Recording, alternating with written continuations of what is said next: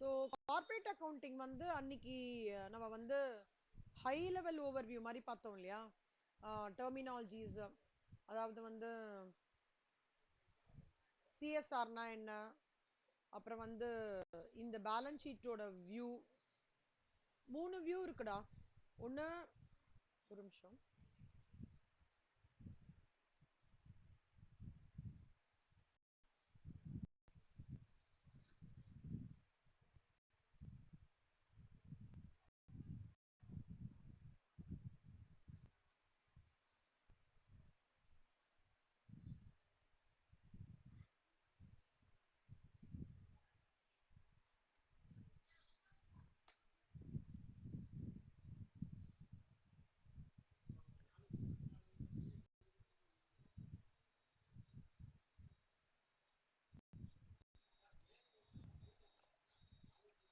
நான் அடுத்த மாசம் எம்சிக்யூ வைக்கலாம் நினைச்சேன். ஓகேவா? பட் இந்த மாசமே உங்களால எம்சிக்யூஸ் எழுத முடியுமா ஃபுல் புக்கோடது? அதாவது நான் என்ன கேக்குறேன்னா, லைக் அரௌண்ட் இந்த வீக்ல, லாஸ்ட் வீக் ஆஃப் ஆகஸ்ட்ல, அதாவது 25 ஒன்று, 27 ஒன்று, 29 ஒன்று, 31 ஒன்று, அப்படி எம்சிக்யூஸ் குயிக்கா.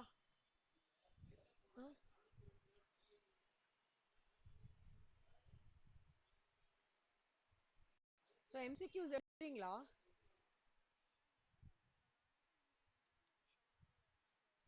Super super. அப்ப முடிச்சிருங்கடா, ரொம்ப டிலே பண்ண வேணாம்னு பார்க்கலாம்.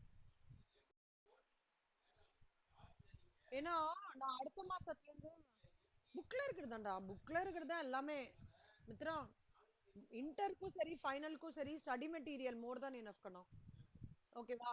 அதை தவிர வெளியில எல்லாம் நீங்க ரொம்ப ஸ்ட்ரெயின் பண்ணிக்க வேண்டாம். 50 50 50 50 தான் மெயின் டார்கெட் இல்லையா? அதுக்கு மோர் தான் enough. Suggested answers, model question papers, postal test papers, இது போதும். 20, 24, சாரி சாரி சாரி சாரி 25, 27, 29, 31 கொஞ்சம் முடிச்சிடுறீங்களா Keerthana?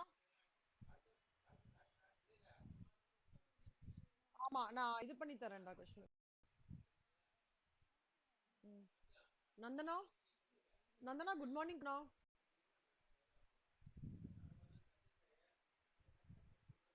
25th of August 2025, 27th August. Keerthana வாய்ஸே கேட்கலாம், நந்தனா வாய்ஸே கேட்கலாம். என்னாச்சுடா? ப்ராப்ளமா இது? ஆ எல்லா எம்சிக்யூஸும்டா. எஃப்எம், கார்ப்பரேட் அக்கவுண்டிங், அதுக்கப்புறம் வந்து OR, management accounting. First OR எடுத்துக்கோங்க. இது ஆமா ஆமா ஆமா, ஓஆர் இன்க்ளூட் ஸ்ட்ராட்டஜிக் மேனேஜ்மெண்ட் தான். 100 மார்க்குக்குடா, 100 மார்க்ஸ் எம்சிக்யூஸ் மட்டும் கொடுக்குறான். ஓகேவா?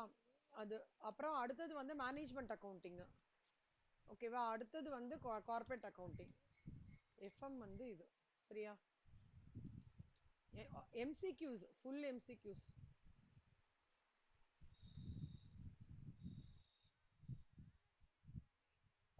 நேற்றுக்கு நைட்டு பண்ணினேன்டா, நேற்றுக்கு நைட் பண்ணினேன். அதுக்கப்புறம் அதில் கொஞ்சம் சேஞ்ச் ஆச்சு.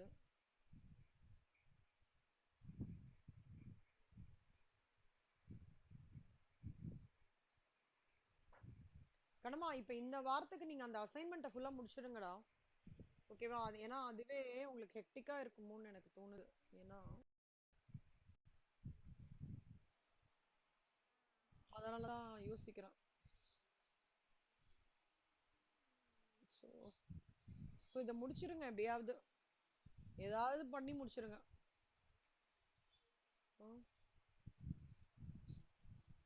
நந்தனா எப்படிடா போயிட்டு இருக்கு ஹோம்ஒர்க்லாம் செல்லம்?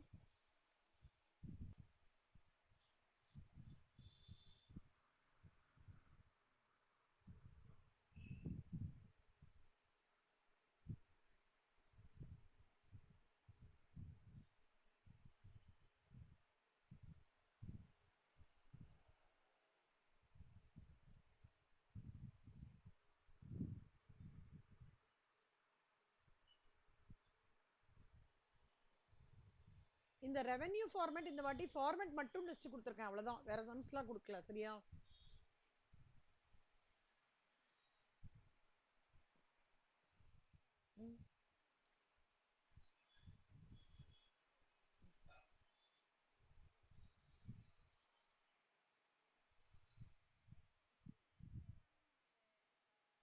ஆடிட்டிங் இல்லடா, அது கொஞ்சம் ஜாஸ்தியா கொடுத்துருக்கனால இது கொஞ்சம் கம்மி பண்ணிட்டேன்டா. நான் ஆக்சுவலா வந்து கார்ப்பரேட் அக்கவுண்டிங்ல இன்னொரு I would like to take up another round of underwriting also and debentures. But பார்த்துக்கலாம். சரி, இது முடியட்டும், இந்த வார டெஸ்ட் முடியட்டும், நம்ம வந்து அடுத்தது எப்படின்னு பார்க்கலாம்.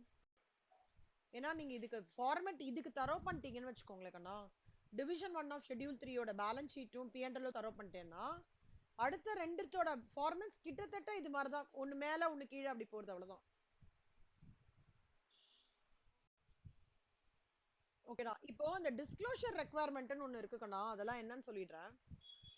ஆத்தரைஸ்டு கேபிட்டல் அப்படின்றது, ஆத்தரைஸ்டு கேபிட்டல்னா ஃபர்ஸ்ட் அவங்க எடுத்துன்னு வருது இன்கார்பரேஷன் போது, கம்பெனி ப்ரொப்ரைட்டர் வந்து எடுத்துட்டு வருது.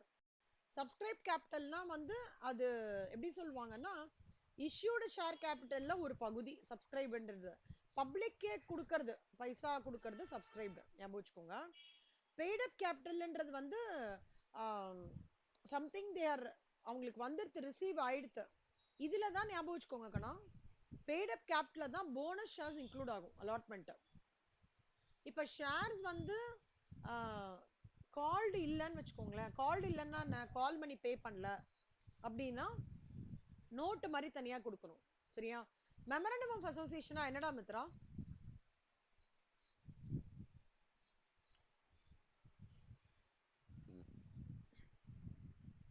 மித்ரா, மெமரண்டம் ஆஃப் அசோசியேஷனா என்னடா?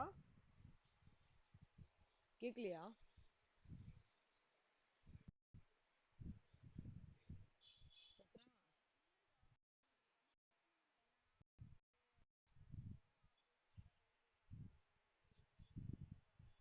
சூப்பர். அதாவது 2 லீகல் டாக்குமெண்ட்ஸ் இருக்குடா. One is memorandum of association, articles of association, 2 eyes of the கம்பெனின்னு சொல்லுவாங்க. see இதுல வந்து நிறைய கிளாசஸ் இருக்கு, liability clause, capital clause, name clause, அந்த மாதிரி. கரெக்ட் செல்லம், கரெக்டா கீர்த்தனம். அதுல ஃபேஸ் வேல்யூ பர் ஷேர்ன்றது கேபிட்டல் கிளாஸ் மெமரண்டம்ல என்ன கொடுத்துருக்காங்களோ அதை தான் அப்டேட் பண்ணும். சரியா கணம்? இப்போ வந்து இந்த ஈக்விட்டி ஷேரா இருக்கட்டும், ப்ரிஃபரன்ஸ் ஷேர் கேபிட்டலா இருக்கட்டும், அதோட டைப்ஸ் இருக்குல்ல, preference share capital cumulative preference share, non cumulative, ரிடீமபிள்லாம் இருக்கு. அதே மாதிரி ஈக்விட்டி ஷேர் கேபிட்டலோட ஓட்டிங் ரைட்ஸ் ஃபீச்சர்ஸ் அது மாதிரி இருக்கு. அந்த டீடைல்ஸ் எல்லாத்தையுமே அப்டேட் பண்ணணும்னு சொல்றாங்க. இது மேலோட்டமா தெரிஞ்சுக்கோங்க. ஓகே, ஒருவேளை தேரி வரலாம், ரொம்ப ரேரு, வந்தா எழுதுங்க, இல்லைன்னா ஜஸ்ட் எம்சிக்யூக்காக படிக்கிற மாதிரி வச்சுக்கோங்க. சரியா? இதெல்லாம் நான் வந்து ரொம்ப இதுல எது இம்பார்ட்டன்ட் அப்படின்றத மட்டும் உங்களுக்கு எடுத்துடுறேன். சரியா? forfeited sharesனா என்னன்னு தெரியும்ல செல்லமா? forfeited shares are called as cancelled shares. சரியா? அது ரொம்ப இம்பார்ட்டன்ட். இப்போ ஃபர்ஸ்ட் क्वेश्चन பாருங்க. reporting authorized, issued, subscribed, called up, paid up capital including forfeited shares, authorized capital. Equity share 1 lakh shares of rupees 100 each, 100 lakhs. Preference share capital 15% redemption. Deemed preference shares 50,000 shares at the rate of rupees 100 each, 50 lakhs. 18% convertible preference shares 30,000 shares of at the rate of rupees 100 each, 30 lakhs. Issued capital கொடுத்திருக்கான், preference share. இதை எப்படி நான் வந்து ஷெட்யூல்ல காமிப்பேன்? இப்பதான் வந்து company start ஆகி first year of operation, எப்படி காமிப்பேன்னு சொல்லியிருக்காங்க. ஸோ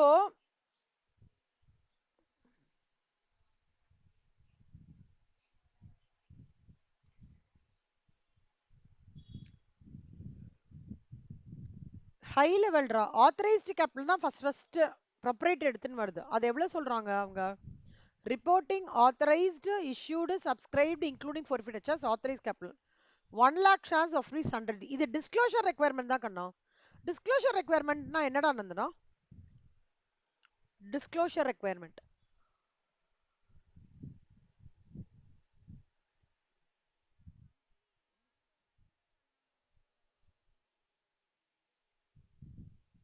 ஆஹா. கம்பெனி வைண்ட் அப் பண்ணும்போது ஸ்டேட்மெண்ட் குடுப்பாங்க செல்லம்மா. அது ஸ்டேட்மெண்ட் இருக்கு. ஆனா அதுக்கு பேர் டிஸ்க்ளோஷர் ரெக்யர்மென்ட் கிடையாது. வேற ஏதாவது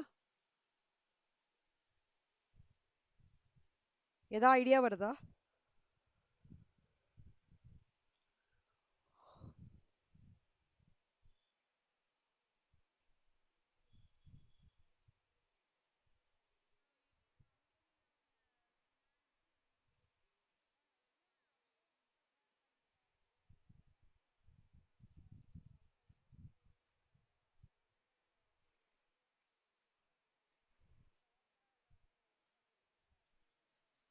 கரெக்ட்.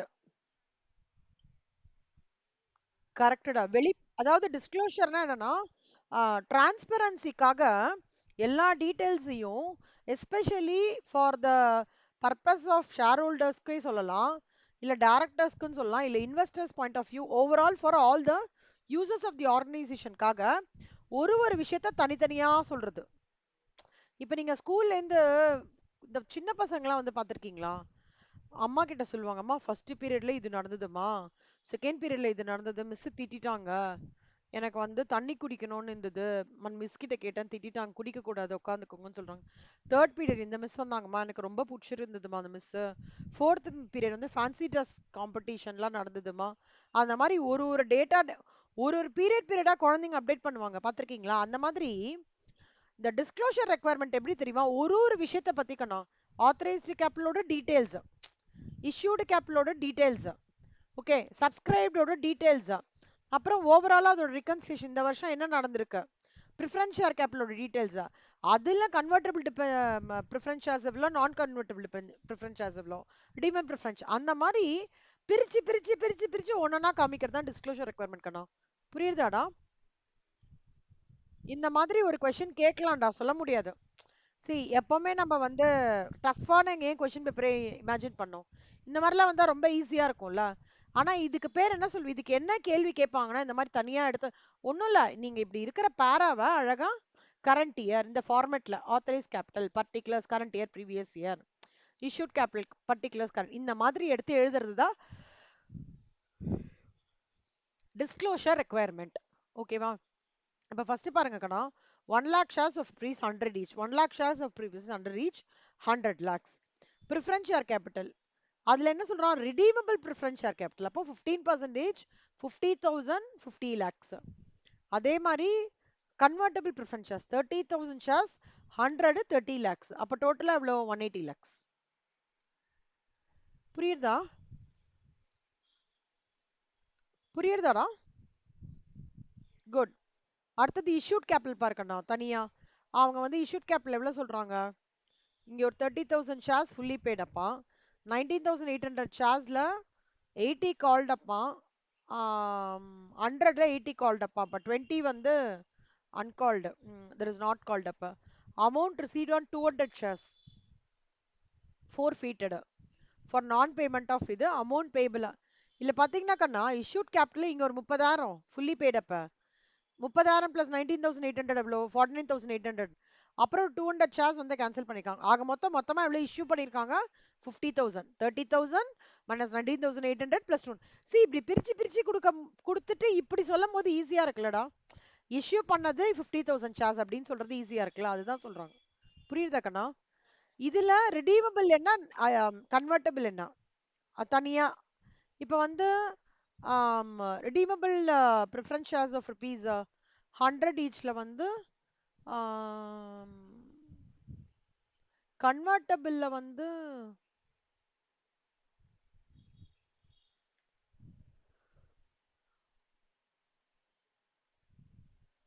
ரிடீமபிள் ப்ரிஃபரன்ஸ் ஷேர்ஸ் வந்து 10,000 இன்டூ 100, ஓகேவா? கன்வெர்ட்டபிள் வந்து 20,000 இன்டூ 100, அவ்வளவுதான். இஷ்யூட்ல முடிஞ்சிடுதா? ஈக்விட்டி ப்ரிஃபரன்ஸ், அப்புறம் சப்ஸ்கிரைப்ல பாத்தீங்கன்னா 15% ஆவடா செல்லம். அது வந்து உனக்கு 15% டிவிடெண்ட் தான் செல்லமா. டிவிடெண்ட் வந்து இந்த இதுல வராது, இந்த ரெக்குயர்மெண்ட்ல. So subscribed called up and paid up. Subscribed வந்து 30,000 equity shares of rupees 100 each fully paid up. அதுல 19 சப்ஸ்கிரைப்ல தாங்க நம்ம அந்த சப்ஸ்கிரைப்டு கால்ட் அப் பெய்ட் அப் தாங்க நம்ம சப்ஸ்கிரைப்னா என்ன எவ்வளோ வந்து பப்ளிக் ஃபுல்லா கொடுத்துட்டாங்க ஓகேவா கால்ட் அப்னா என்ன எவ்வளோ பேர் வந்து கால்ட் அப் ஸ்டேஜ் வரைக்கும் ஃபுல்லா கொடுத்துட்டாங்க ஓகேவா எவ்வளோ பேர் வந்து பெய்ட் அப்னா என்ன எவ்வளோ பேர் வந்து இன்னும் கால்ட் அப் கொடுக்கல பெய்ட் அப் ஃபுல்லா பண்ணிட்டாங்க அதுதான் இப்போ பார்த்துக்கணும்னா இப்போ வந்து 19,800 அவன் என்ன சொல்றான் கால்ட் அப் பெய்ட் அப் ஆயிடுது ஸோ 15,800 இதுல ரிடீமபிள் ப்ரிஃபரன்ஸ் ஷேர்ஸ் எவ்வளவு சொல்றாங்க 10 lakhs ஆனா இங்க வந்து ஃபோர்ஃபிடட் ஷேர்ஸ்ல வந்து அமௌண்ட் ஒரிஜினலி பெய்ட் அப் வந்து ஒரே ஒரே நிமிஷம் கண்ணா சப்ஸ்கிரைப்டுன்றது வந்து ஃபுல்லா இது சப்ஸ்கிரைப் ஆயிருக்கு கால்ட் அப்ன்றது வந்து இந்த பார்ட் ஆஃப் இட் எவ்வளோ அமௌண்ட்டை வந்து பாதி கால்ட் அப் பண்ணியிருக்காங்க okay called up and paid அப் எது பெய்ட் அப்ல வந்து கீழே கடைசியா ஃபோர்ஃபிடட் சார்ஜஸ் அந்த டீடைல்ஸ் எழுதணும் 2000 so total of balance sheet எவ்வளோ 75,86,000 இது புரியுறதா உங்களுக்கு இல்லதா டவுட் இருக்கா இந்த இது இது இது எல்லாமே டிஸ்க்ளோஷர் ரெக்குவயர்மெண்ட் இந்த டேட்டாவை எடுத்து ஒரு ஒரு ஹெட்டிங் கீழே எழுதிட்டு ரெக்கன்சிலேஷன் பண்ணோங்கண்ணா இப்போ பாருங்களேன் கரண்ட் இயர் ப்ரீவியஸ் இயர் பத்தி எந்த டேட்டாவும் எதுவும் இல்லை நில் போட்டுக்கோங்க format so fresh issue first பார்த்தோம்னா 49,800 எப்படி 30,000 + 19,800 49,800 ஓகேவா அப்புறம் அதுலேருந்து பைபேக் எதுவுமே கிடையாது ஸோ க்ளோசிங் பேலன்ஸ் இது in terms of equity shares redeemable preference ஷேர்ஸ்ல என்ன ஃப்ரெஷ் இஷ்யூ வந்து 10,000 ரிடம்ஷன் எதுவுமே இல்லை ஸோ 10,000 இது வேல்யூஸும் 10 lakhs கன்வெர்ட்டபிள் ஆட் ஃப்ரெஷ் 20,000 அப்புறம் சப்டோட்டல் க்ளோசிங் பேலன்ஸ் 20,000 இப்போ இங்க ஒவ்வொன்றுத்துக்கு கீழே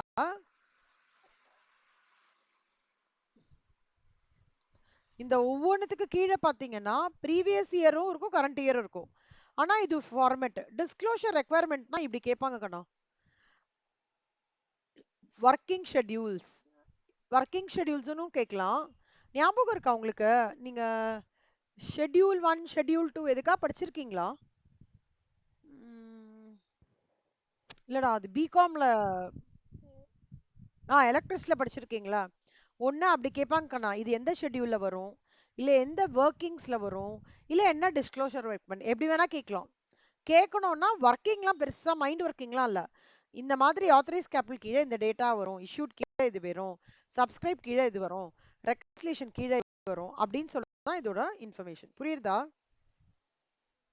super okay next reserves and surplus இந்த கேபிட்டல் ரிசர்வ்னு சொல்றோம்ல கண்ணா அது வந்து கார்ப்பரேட் என்டர்பிரைஸோட ரிசர்வ் அது என்ன காரணத்தை கொண்டு டச்சே பண்ண மாட்டாங்க எஸ்பெஷலி டிவிடெண்ட்டுக்காக எடுக்கவே மாட்டாங்க ஆனா என் ஃபோர்ஃபிடட் சார்ஜ் பண்ணி நான் ரீஇஷ்யூ பண்ணி அதுலேருந்து லாபம் வந்ததுன்னா கேபிட்டல் ரிசர்வ்ல வந்து மூவ் பண்ணிடுவாங்க கேபிட்டல் ரிசர்வ் வேற கேபிட்டல் ரிடெம்ஷன் ரிசர்வ் வேற ஓகேவா நிறைய பேருக்கு பாவம் கன்ஃபியூஷன்ஸ் ஆயிடும் கேபிட்டல் ரிசர்வ்ன்றது வந்து எனி பாயிண்ட் ஆஃப் டைம் எடுக்கவே மாட்டாங்கண்ணா unless and until it's really need of the ஹார்னா தான் எடுப்பாங்க கேபிட்டல் ரிடெம்ஷன் ரிசர்வ்ன்றது வந்து எதுனா ரிடெம்ஷன் பைபேக் ஆஃப் இது redemption of preference share capital இல்ல buyback of equity share capital தான் capital redemption reserve security premium உங்களுக்கு ஆல்ரெடி தெரியும் நான் வந்து ரிடெம்ஷன் பிரீமியம்ல பண்ணாலோ இல்ல ரிடெம்ஷனை வந்து இஷ்யூவே பிரீமியம்ல பண்ணாலும் security premium debenture redemption reserve அக்கௌண்ட்ன்றது என்ன அர்த்தம்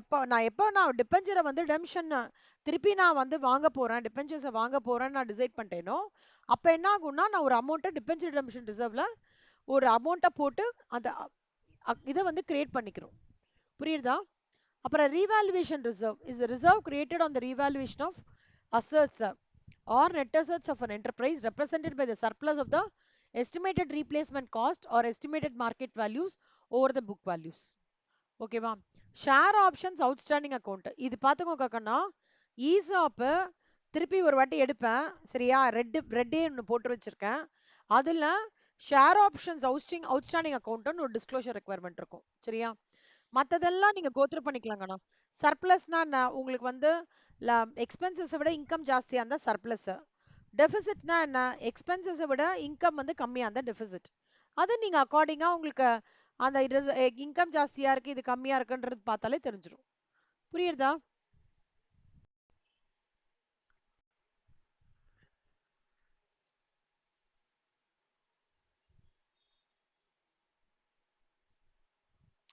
share money received against share warrants, share application money pending, இதெல்லாம் ஸ்ட்ரைட்டா அப்படியே போட்டுலாம் கணமா. ஆனா இதுல ஒன்னே ஒண்ணு மட்டும் ஞாபகம் வச்சுக்கோங்க செல்லம். லிஸ்டட் கம்பெனிஸ்ன்றது செபி ஆத்தரைஸ் பண்ற கம்பெனிஸ். செபி ஆப்ரேட் பண்ணாத கம்பெனி பேர் வந்து அன்லிஸ்டட் கம்பெனிஸ். செல்லம் செல்லம் சாரிடா, ஒரே ஒரு நிமிஷம் தான், ரொம்ப டிஸ்டர்பன்ஸ் ஆயிடுச்சு. இப்ப வந்து ரெண்டு விஷயம் எம்சிக்யூல வரும் கண்ணம்மா, ஞாபகம் வச்சுக்கோங்க. Share application money not exceeding the issued capital and to the extent not refundable இருக்கு இல்லையா, இந்த இது அத நம்ம என்ன காமிப்போம்னா லைன் ஐட்டம் ஷேர் ஹோல்டருக்கு அப்புறம் but before non current liability. இது மட்டும் கொஞ்சம் மார்க் பண்ணிக்கோங்களேன், இம்பார்ட்டன்ட் எம்சிக்யூ. மார்க் பண்ணிக்கிறீங்களா? ஆ, அது மார்க் பண்ணிக்கோங்க, ரொம்ப இம்பார்ட்டன்டான எம்சிக்யூ. அந்த share application money not exceeding issued capital இருக்கு இல்லையா, அண்ட் ரீஃபண்டபிள் ஆகாதத ஷேர் ஹோல்டர்ஸ் ஃபண்ட்ஸ்க்கு கீழேயும் நான் கரண்ட் லைபிலிட்டிக்கு மேலேயும் காமிப்போம், அது ஞாபகம் வச்சுக்கோங்க. ஓகேவா? ஓகே சொல்லுமா, இது ஒண்ணா. அப்பா நான் அந்த கிளாஸ் மட்டும் முடிச்சுட்டு வந்துடுறேன்ப்பா, சாரிப்பா. So calls paid in advance are to be showed under other current liabilities. இதுவும் நோட் பண்ணிக்கோங்க கண்ணா. Calls paid in advance are to be shown under other current liabilities. இது நோட் பண்ணிக்கோங்க.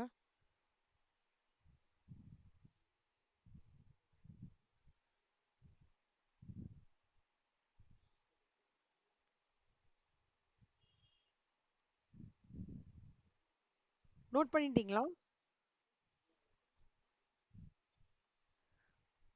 குட். நெக்ஸ்ட், நான் கரண்ட் liabilityனா என்னடா அர்த்தம்? நந்தனா, நந்தனா இருக்காங்களா? நந்தனா இல்ல. ஓகே கீர்த்தனா நீங்க சொல்லுங்க கண்ணா, நான் கரண்ட் liabilityனா என்ன அர்த்தம்?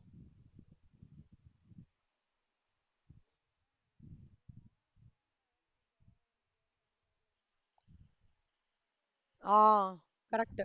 சோ டிபெஞ்சர்ஸ் சொல்லலாம்டா, லாங் டேர்ம் லோன்ஸ், அதெல்லாம் வந்து லாங் டேர்ம் பாரோயிங்ஸ்னு சொல்லுவாங்க. சரியா? இதுலயே வந்து இப்போ டெபாசிட்ஸ் அக்செப்டட் ஃப்ரம் பப்ளிக்கும் வந்து எடுத்துக்கணும் நம்ம, ஞாபகம் வச்சுக்கோங்க. டெபாசிட்ஸ்னா அசட் நினைச்சுக்க கூடாது, நம்ம வந்து பப்ளிக் கிட்ட இந்த டெபாசிட்ஸ் அக்செப்ட் பண்ணிட்டு இருக்கோம் இல்லையா, அதையும் எடுத்துக்கணும். ஏன்னா any point of time we are supposed to return it back, கரெக்டா? நம்ம டெபாசிட் பண்ணா அது அசட் கண்ணா, இன்வெஸ்ட்மெண்ட். நம்ம எஃப்டி வந்து பேங்க் பாயிண்ட் ஆஃப் வியூ யோசிச்சு பாருங்க, எஃப்டி வாங்கினாங்கன்னா பேங்க்குக்கு அது லயபிலிட்டியா அசட்டா? Mithra, FD collected from senior citizens, bank point of வியூல அது லயபிலிட்டியா அசட்டா? ஏண்டா அது லயபிலிட்டி செல்லம், திருப்பி கொடுக்கணும்ல. Any anything any amount. ஏன்னா ஷேர் கேபிட்டல் லயபிலிட்டின்னு சொல்றோம், ஏன் ஷேர் கேபிட்டல் லயபிலிட்டியில போடுறோம்?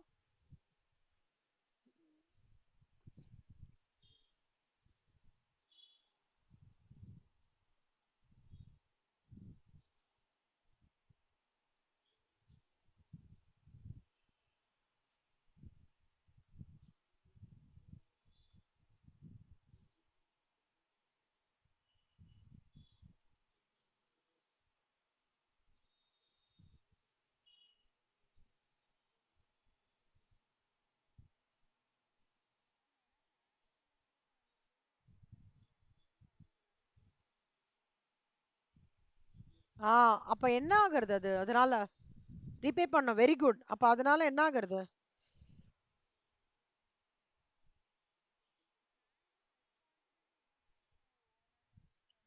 ஹென்ஸ் இட் இஸ் டெபாசிட் கிடையாது, ஞாபகம் வச்சுக்கோங்க. யார் பர்வியூல அந்த விஷயம் நடக்கிறதுன்னு பாருங்க கண்ணா. ஓகே, இதெல்லாம் தான் குட்டி குட்டி குட்டி விஷயங்கள். இது ஃபைனான்சியல் அக்கவுண்டிங்ல இந்த மாதிரி கொஞ்சம் ட்விஸ்ட் பண்ணுவாங்க. யார் பாயிண்ட் ஆஃப் வியூல அந்த விஷயத்த கேட்டிருக்காங்க, ஓகேவா? இப்ப இதுவே எனக்கு வந்து அது அசட், கரெக்டா? இப்ப எனக்கு அது அசட், நான் போட்டு பேங்க்குக்கு போட்டது எனக்கு அசட். ஆனா பேங்க்குக்கு அது லயபிலிட்டி. ஏன்?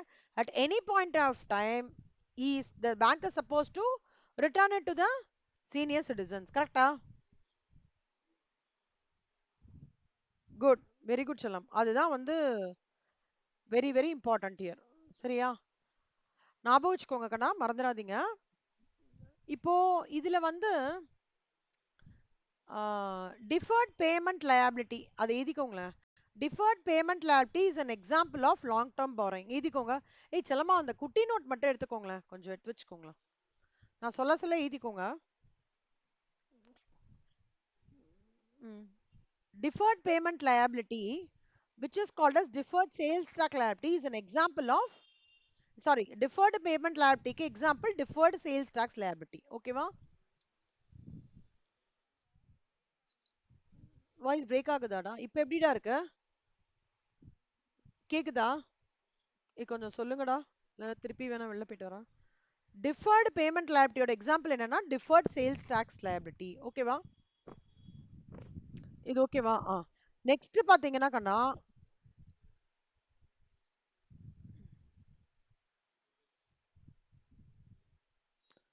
இதெல்லாம் நார்மல்ரா, இதெல்லாம் பிரச்சனை கிடையாது.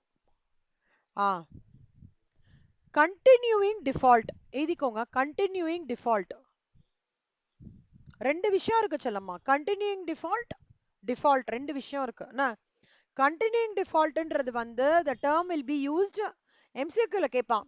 the term continuing default will be used with respect to அப்படின்னு கேட்பான். long term borrowings. சரியா? the term default will be used with respect to short term borrowings. எழுதிக்கோங்க. எழுதினீங்களா? Very good, super. சன்ட்ரி கிரெடிட்டார்னா யாரா கீர்த்தனா?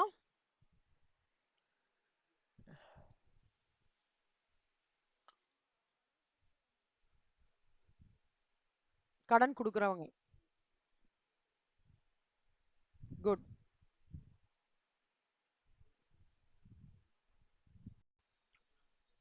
கரண்ட் லைபிலிட்டிக்கு எக்ஸாம்பிள் சொல்லுங்க மித்ரா.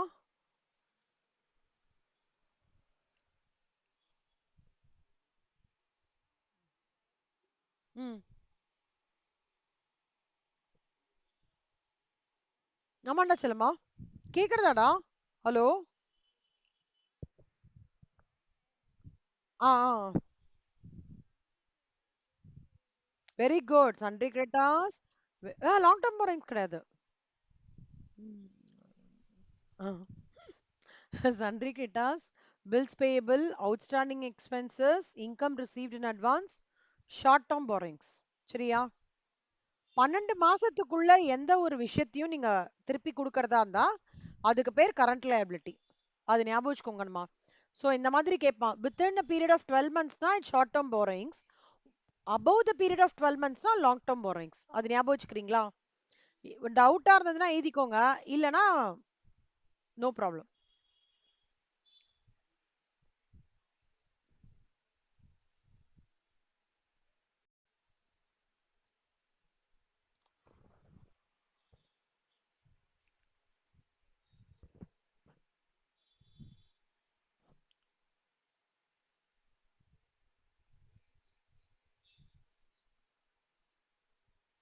செல்லம், இது எழுதிக்கோங்கடா. Short term provision includes provision for employee benefits. எழுதிக்கோங்க. Short term provision includes provision for employee benefits. எதுக்குடா எம்ப்ளாயி பெனிஃபிட்ஸ்க்கு எதுக்குடா ப்ரொவிஷன் கிரியேட் பண்ணோம்?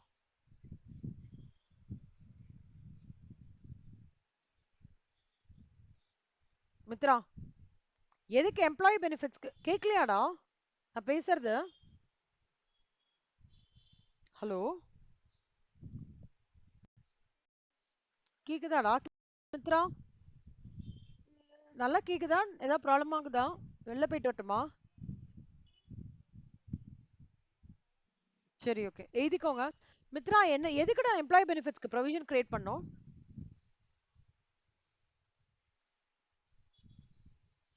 இன்டர்வியூ கொஸ்டின் இது. இன்டர்வியூ இன்டர்வியூ கொஸ்டின் சொல்லுங்க. இது ஒரு interview question. CW interview question. ஆ பென்ஷன்ஸ் வராது. ரிவார்ட்ஸ், ஓகேவா? Gifts, family day, family day, ஓகேவா? ஏதாவது மோட்டிவேஷன் ஃபார் எம்ப்ளாயி பெனிஃபிட்ஸ்க்காக நான் ஏதாவது பிளான் பண்ணியிருக்கேன்னா, அதுக்கு ஒரு அமௌண்ட்ட செட் அசைட் பண்றதுக்கு தான் ப்ரொவிஷன் ஃபார் எம்ப்ளாயி பெனிஃபிட்ஸ் அப்படின்னு சொல்லுவாங்க. புரியுதா? ம். ம்.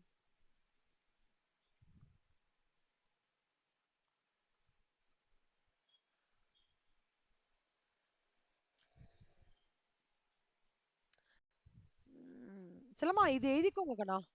பாரோயிங் காஸ்டோட கேபிட்டலைசேஷன் அந்த ப்ரொவிஷன்ஸ்லாம் ஏஎஸ் 16ல இருக்குன்னு எழுதிக்கோங்க. பாரோயிங் இது எப்படின்னா ஸ்டேஜ் 1ல படிச்சிருப்பீங்க. பாரோயிங் காஸ்டோட கேபிட்டலைஸ்ட் அந்த ரிலேட்டட் டீடைல்ஸ் வந்து ஏஎஸ் 16ல இருக்கும். Adjustments on account of exchange fluctuations of fixed assets வந்து ஏஎஸ் 11ல சொல்றாங்க. Forex differences are also dealt with AS 11 எழுதிக்கோங்க. மூணுமே எழுதிக்கோங்க.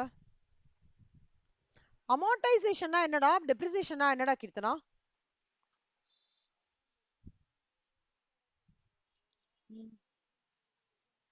Good, very good, very good.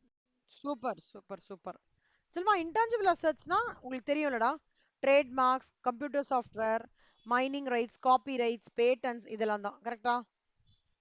Intangible assets and development பத்தியான ப்ரொவிஷன்ஸ் ஏஎஸ் 26ல சொல்லியிருப்பாங்க. எழுதிக்கோங்க.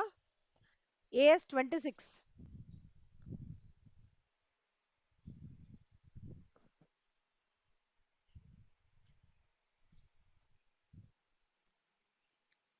ஓகேவா? மித்ரா எழுதிட்டீங்களா? குட். இந்த நான் கரண்ட் இன்வெஸ்ட்மெண்ட்ஸ் அப்படின்னா ட்ரேட் இன்வெஸ்ட்மெண்ட்ஸாவும் அதர் இன்வெஸ்ட்மெண்ட்ஸாவும் கிளாஸிஃபை பண்ணலாம். ஓகேவா? லைக் ப்ராப்பர்ட்டியில், ஈக்விட்டியில், ப்ரிஃபரன்ஸ் ஷேர் ஹோல்டர். இப்போ நான் வந்து சே ஃபார் எக்ஸாம்பிள் டாடா மோட்டார்ஸோட ஷேர்ஸ் வாங்குறேன்னா அது என்னோட நான் கரண்ட் இன்வெஸ்ட்மெண்ட். ஓகேவாடா? ஆக்சிஸ் மியூச்சுவல் ஃபண்டில் இன்வெஸ்ட் பண்ணுறேன்னா அது வந்து நான் கரண்ட் இன்வெஸ்ட்மெண்ட். டிபெஞ்சர் வாங்குறேன்னா நான் கரண்ட் இன்வெஸ்ட்மெண்ட். சரியாகண்ணா? ஏதாவது டவுட் இருக்கா? இது வரைக்கும் ஏதாவது டவுட் இருக்கா? அப்புறம் ஒன்று ஞாபகம் வச்சுக்கோங்க செல்லம். எந்த டிபென்ச்சரையும் நான் 12 மாசத்துக்குள்ள ரிடீம் பண்ணிட்டேன்னு வச்சுக்கோங்களேன், அது வந்து கரண்ட் அசெட்ல வந்துடும். புரியுதா? அதை வந்து கரண்ட் இன்வெஸ்ட்மெண்ட்னு சொல்லுவேன்.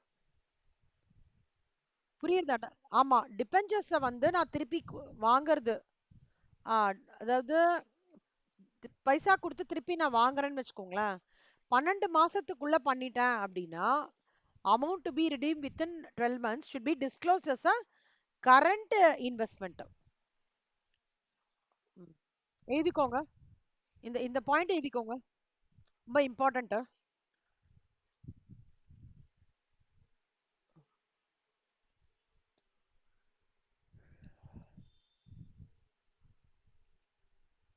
எழுதிட்டீங்களாடா? எழுதுங்க, நிதானமா எழுதுங்க.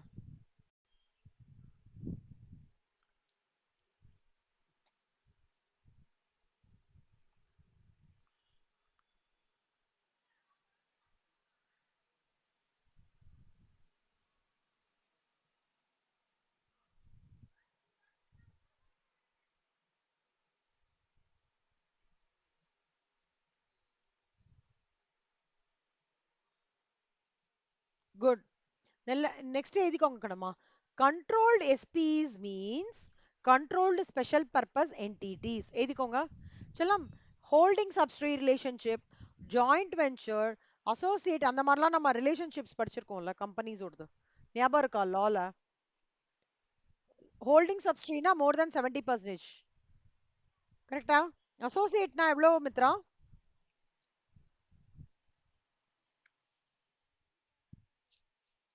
அசோசியேட்டா? ஷுவரா? பக்கா?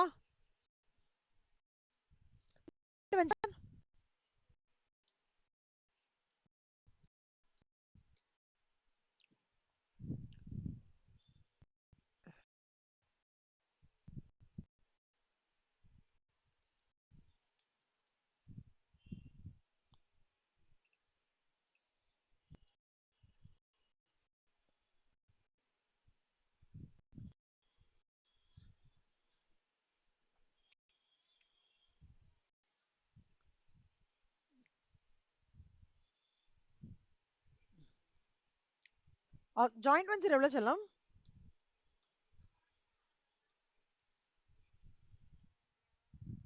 சும்மா ட்ரை பண்ணுடா. ஒரு ஒரு சும்மா ஒரு பாப்பா நம்பரா சொல்லுங்க. நான் என்ன இதுவா பண்ண போறேன்?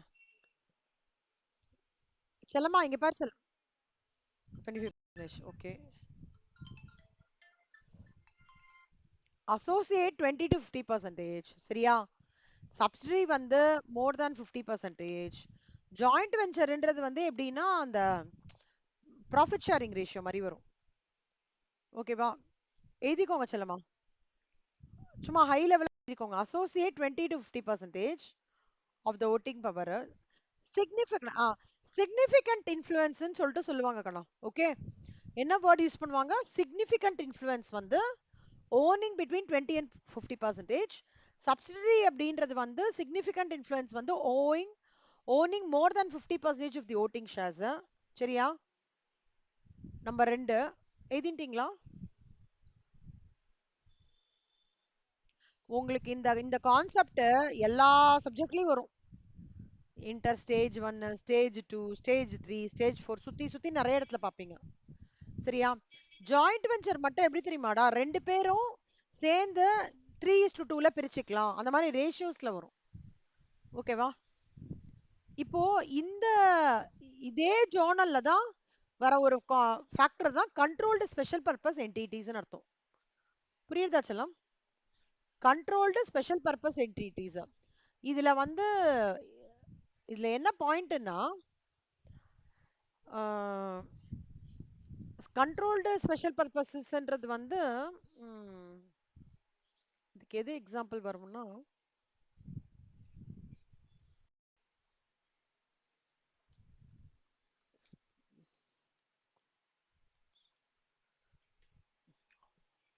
ஆனா அது வந்து எம்சிக்யூல கேட்பாங்க கண்டிப்பா.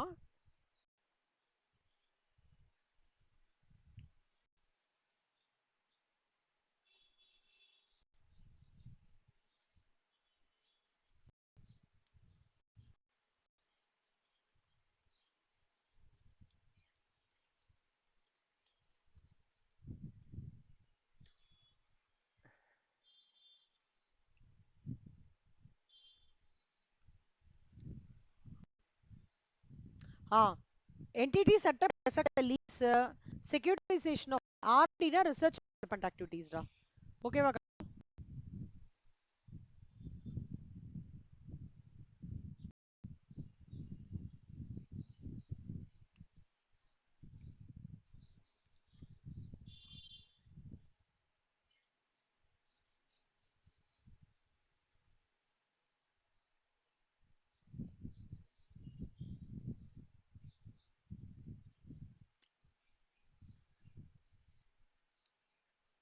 ஸோ இதுலலாம் இன்வால்வ் ஆகுறாங்க பார்த்தீங்களா? அவங்களுக்குலாம் வந்து இந்த இது இப்போ இது ஆக்சுவலாக இப்போ ரீசெண்டாக தான் எடுத்துட்டு வந்தாங்கடா. இந்த control special purpose entities R&D research and development வந்து நிறைய ஸ்கோப் இன்க்ரீஸ் பண்ண இது எடுத்துட்டு வந்தாங்க. ஞாபகம் வச்சுக்கோங்க.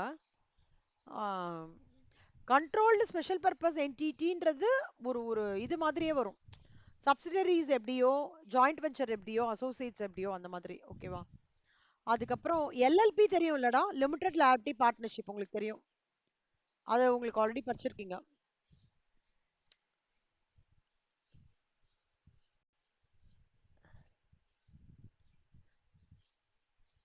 டவுட்ஃபுல் லோன்ஸ்னா என்ன அர்த்தம் மித்ரா?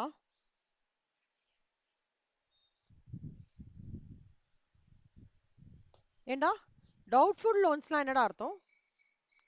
கீர்த்தனா கேக்குறதாடா மித்ரா? ம்,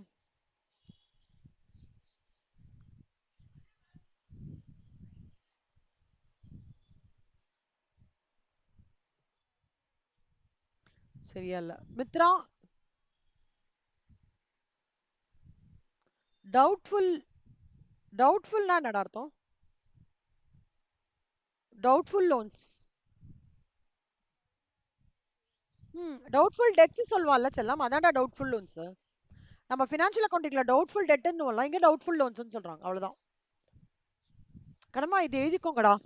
கேபிட்டல் அட்வான்சஸ்னு ஒரு வார்த்தை இருக்கு. ஓகே, அது எழுதிக்கோங்க. Capital advances or advances given for procurement of fixed assets which are non-current assets. எழுதிக்கோங்க. Capital advances or advances which are given for the procurement of the see நான் ஒரு லேப்டாப் வாங்குறதுக்காக ஒரு கடன் வாங்குறேன்னு வச்சுக்கோங்களேன், அது நான் கரண்ட் அசெட். புரியுதா? So capital advances are advances given for procurement of fixed assets which are non current assets. Okay, next வந்து இது உங்களுக்கு தெரியும்ல கண்ணா, செக்யூரிட்டின்றது வந்து குட் அன்செக்யூர்ட். யாரு நந்தனா ஜாயின் பண்ணிட்டாங்களா? ஓகே ஓகே, என்னடாச்சு நந்தனா? ஏய் செல்லமா, கொஞ்சம் நெட் மட்டும் இந்த மாசம் ஆகஸ்ட் மட்டும் கொஞ்சம் நல்லா பாத்துக்கோங்கடா. நிறைய முக்கியமான டாபிக்ஸ் அந்த மாதிரி கவர் ஆக போகுது. செக்யூர்ட் அன்செக்யூர்ட் டவுட்ஃபுல் வந்து கரண்ட் அசெட்ஸ் ஆல்ரெடி நீங்க சொல்லிட்டீங்க செல்லமா, அதனால அதை பத்தி இல்ல. Inventories, raw material, work in progress, finished goods எல்லாத்தையும் இன்வென்ட்ரிஸ்னு சொல்லுவாங்க. ட்ரேட் ரிசீவபிள்ஸ் அப்படின்னா என்ன அர்த்தம்னா, வர நம்மளுக்கு வந்து கடன் கொடுத்துருக்கோம், வர வேண்டியது, அதான் ட்ரேட் ரிசீவபிள்ஸ்னு சொல்லுவாங்க. ஓகேவா? கேஷ் இதெல்லாம் நீங்க போட்டுருவீங்க. ஆ கண்டின்ஜென்ட் லைபிலிட்டிஸ். கண்டின்ஜென்ட் லைபிலிட்டிஸ்னா என்னடா மித்ரா ஆர் கீர்த்தனா, நந்தனா, யார் வேணா சொல்லுங்க.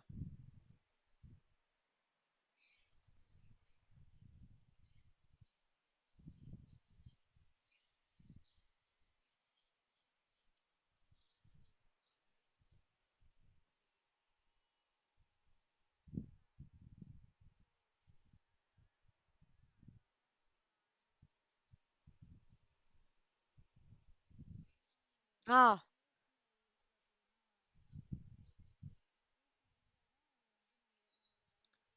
Correct, very good.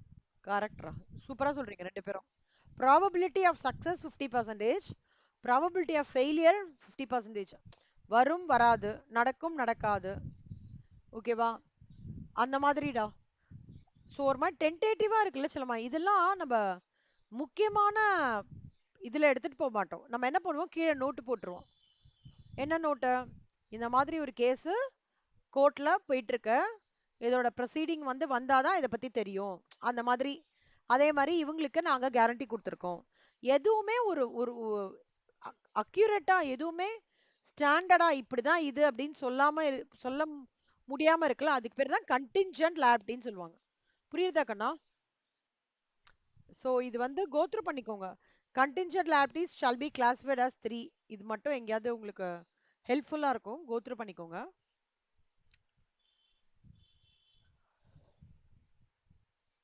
சரி, எப்பவுமே ஞாபகம் வச்சுக்கோங்க கண்ணம்மா, எப்பவுமே ஒரு ரேஷியோ அனாலிசிஸ பொறுத்த வரைக்கும் இது எழுதிக்கோங்க கண்ணா. கரண்ட் ரேஷியோ, டெட் ரேஷியோஸ் படிச்சிட்டீங்களாடா? எது எது இந்த ரேஷியோலாம்?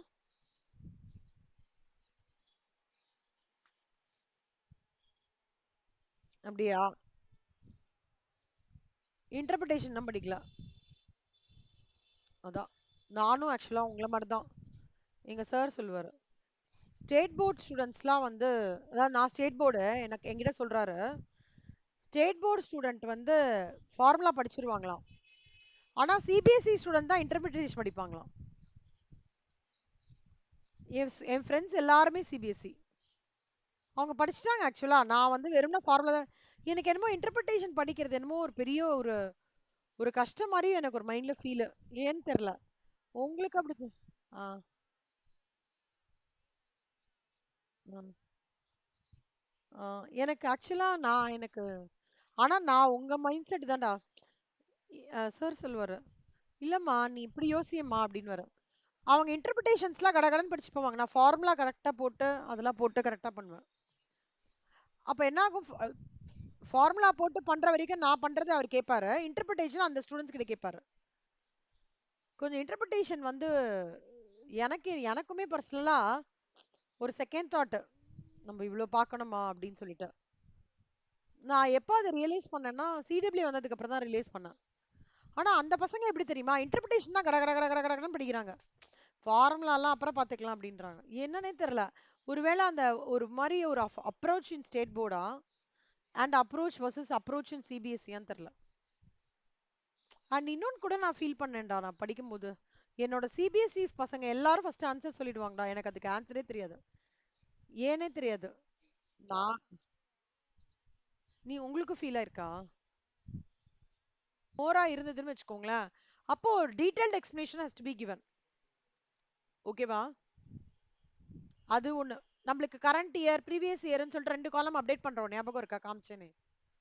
அந்த 2 காலத்துலயும் கரண்ட் இயர் காலத்துல 25%க்கு மேல எனக்கு 30%, 40% டிஃபரன்ஸ் போன வருஷத்துக்கு இந்த வருஷம் வந்ததுன்னா proper explanation has to be given in that perspective. ஓகேவா? சூப்பர் செல்லம். Okay.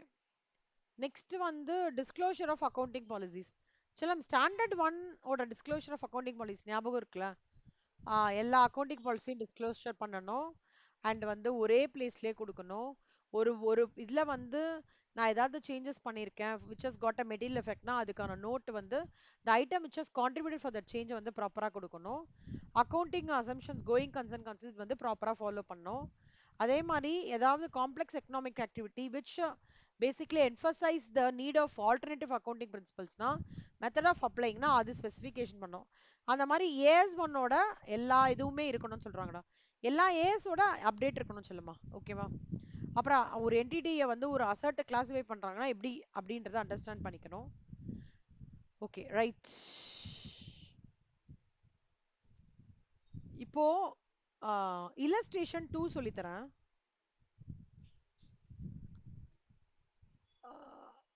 Okay. while preparing the balance sheet ரொம்ப இம்பார்ட்டன்ட்ரா. 7 மார்க்ஸ் கொஸ்டின்ரா. டைப் பண்ணு. ரொம்ப ரொம்ப இம்பார்ட்டன்ட். ஒரு பேலன்ஸ் ஷீட் ப்ரிப்பேர் பண்றாங்க. ஏபிசி லிமிடெட் அக்கௌண்டன்ட்ட வந்து என்ன ஆயிடுச்சு, கன்ஃபியூஸ் ஆயிட்டார். எப்படி ட்ரேட் பேயபிள்ஸா கரண்ட்ல போடணுமா நான் கரண்ட்ல போடணுமான்னு சொல்லிட்டு. ஓகேவா செல்லமா? ஸோ கரண்ட்டுக்கும் நான் கரண்ட்டுக்கும் என்ன என்ன கட் ஆஃப் டைம் செல்லம்? இப்போ வந்து 3,10,000 அமௌண்ட் டியூடா 1/4/2022லேருந்து 18/5/2023 வரைக்கும் செட்டில் பண்ணணும். சரியா? 18/5/2023 செட்டில் பண்ணணும். அப்ப பாருங்க செல்லமா, இது கரண்ட்ல எப்படியா அவன் சொல்றான் நார்மல் ஆப்ரேட்டிங் சைக்கிள் வந்து 15 months சொல்றான் செல்லமா. 15 மாசத்துக்குள்ள இது வந்து கிளியர் பண்ணி விட்டுறணும். இப்போ 1/4/2022 வந்து சி 15 மாசத்துக்குள்ள இருக்கிறது கரண்ட். 15 மாசத்துக்கு மேல போச்சுன்னா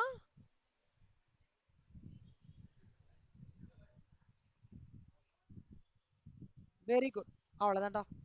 ஓகேவா? பார்க்கலாமா? ஒன்னொன்னா டிஸ்கஸ் பண்ணலாமா? 3,10,000 கடன் வாங்கியிருக்காங்க.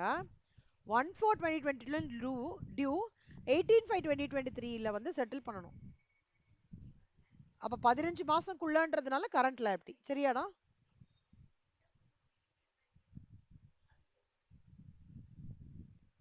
1,80,000 16ல பண்ணிருக்காங்க. 19/23ல செட்டில் ஆப்ரேட்டிங் சைக்கிள் அதுக்கு 15 months. ஆனா எப்ப செட்டில்டு பண்ணணும்? 15/9. அப்ப இதை விட இது பாரா ஆயிடுது இல்லையா? கரெக்டா? ஜாஸ்தி ஆயிடுச்சுன்னா நான் கரண்ட் லைபிலிட்டி. 40,1822 15 months calculation 1/11/2023. அதோட ஜாஸ்தி ஆயிடுது நான் கரண்ட்.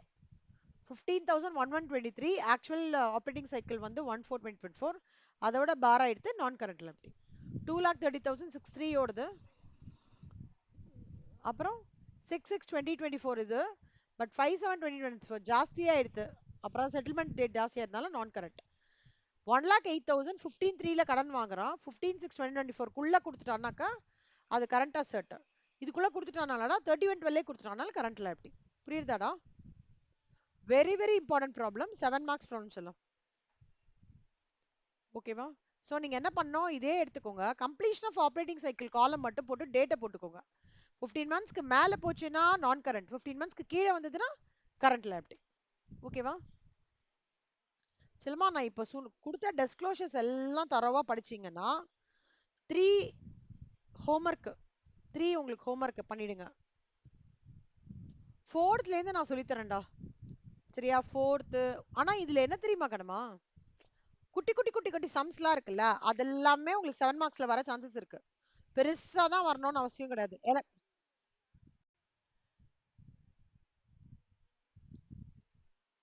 ஆமா ஆமா கண்டுமா. கொஞ்சம் இம்பார்ட்டன்ட் தியரி எல்லாம் பார்த்தா தானே சம் பார்க்க முடியும். அது மட்டும் இல்லாம தியரி கண்டிப்பா கேட்பாங்க. டிஸ்க்ளோஷர் ரெக்குவயர்மெண்ட்னே ஒரு தியரி வரும். இப்ப எப்படி கேட்பான்னா, இப்போ ஃபார் எக்ஸாம்பிள் நான் இப்போ ரேஷியோ சொன்னேன் பார்த்தியா?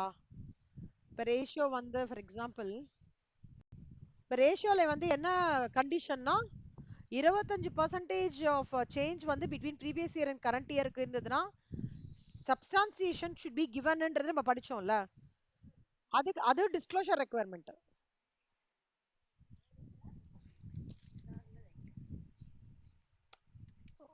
சூப்பர்மா, வெரி குட். ஒரே ஒரே ஒரே ஒரு 5 நிமிஷம் மட்டும் கொடுங்க, முடிச்சுட்டு வந்துடுறேன். ம் சரிம்மா சரிம்மா, தேங்க்ஸ்மா. ஆ ஸோ ம் தேங்க்யூம்மா. மறந்து போயிட்டேன்டா. அந்த கார்ப்பரேட் சோஷியல் ரெஸ்பான்சிபிலிட்டி ஞாபகம் இருக்காடா ஒரு பேரா? அது 7 மார்க்ஸ் இம்பார்ட்டன்ட். இப்போ அடுத்தது வந்து நிறைய உங்களுக்கு அந்த மாதிரி தியரி சொல்லி தருவேன். இப்போ இங்க பாருங்க, இப்போ நோட்ஸுக்குன்னே தனியா ஒரு போட்டிருக்கேன்டா, சம்ஸை தவிர நோட்ஸ்க்கு மட்டும்.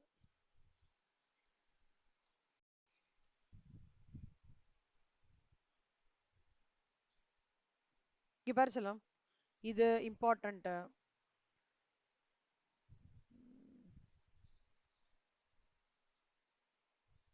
Wilful defaulter important. Interest on debentures important. இதெல்லாம் கோ த்ரூ பண்ணுவேன்.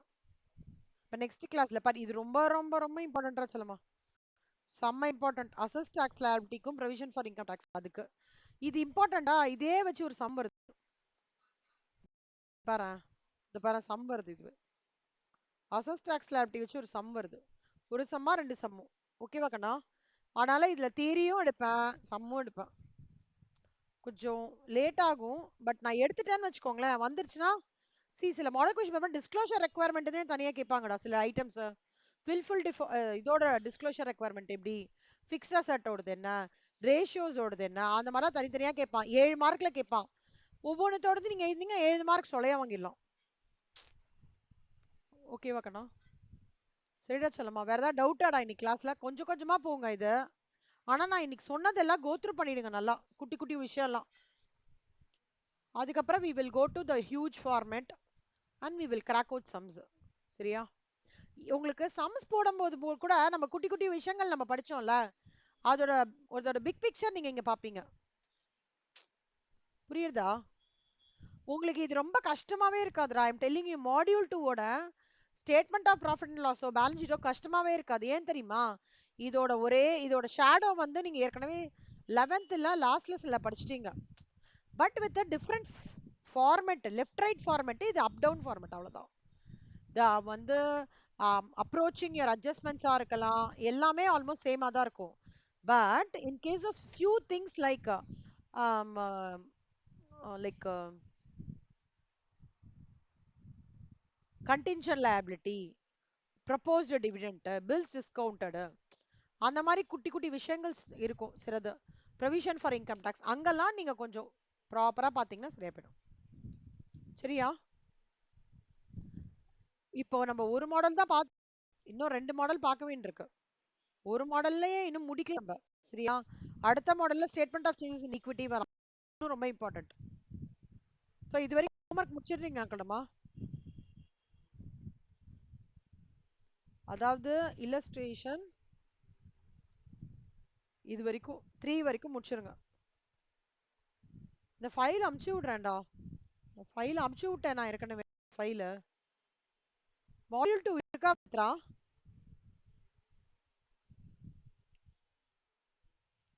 சொல்லுங்க கண்ணா.